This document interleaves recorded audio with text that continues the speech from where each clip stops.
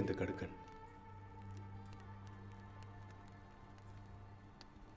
நான் எங்க இருக்கேன்னு தெரியாம என்னை எதிர்பார்த்துட்டு இருப்பா. பாவம்.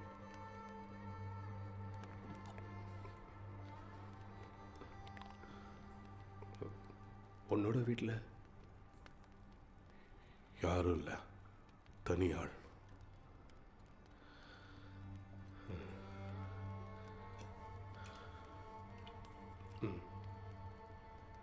பழக்கம் இல்லை. நினைவுகளையும் வேதனையும் மறக்க இது நல்ல பானம். வேண்டாம், அந்த தவறை நான் செய்ய மாட்டேன்.